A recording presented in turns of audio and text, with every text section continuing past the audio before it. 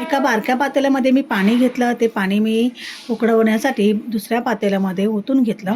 त्याचबरोबर मी त्याच पातेल्याच्या मापाने साखर घेतलेली आहे. ती पण त्या पाण्यामध्ये टाकून छान विरघळेपर्यंत पाणी गरम करून घेतलं.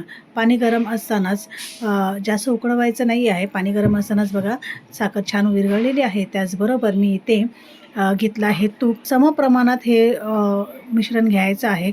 साखर, तूप आणि पाणी हे तिन्ही पण समप्रमाणात घ्यायचं आहे.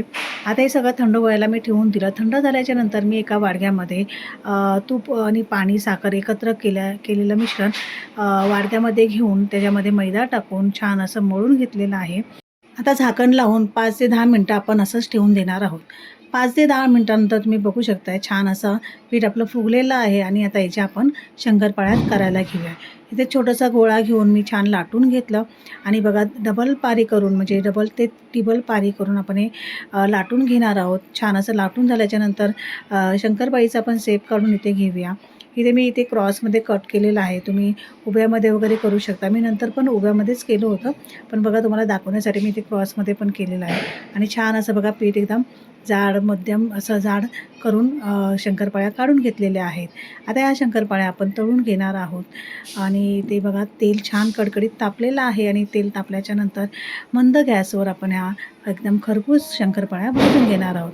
इथे तुम्ही बघू शकता छान गोल्डन कलर आपल्या शंकरपाळीला आलेलाच आहे. अशा पद्धतीने तुम्ही छान शंकरपाळ्या करून घ्या. तसंच इथे माझा नयनने पण बघा मला थोडीशी मदत केली आणि नयनने पण छान असं लाटून घेतलं. तो म्हणाला, "मम्मी मी ते थांब तुला मदत करतो." कारण खूप वेळ झाला होता आणि त्यांनी मला बऱ्याचपैकी मदत केली. बरेचसे शंकरपाळ्या त्यांनी मला काढून दिल्या आणि बघा इथे तुम्ही बघू शकता एकदम खरपूस आमची शंकरपाळी झालेली आहे.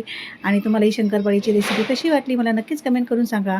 एकदम खरपूस आणि खाल्ल्याबरोबर तोंडात विरघळणाऱ्या अशा शंकरपाळ्या झालेल्या आहेत. दिवाळीच्या तुम्हाला हार्दिक हार्दिक शुभेच्छा.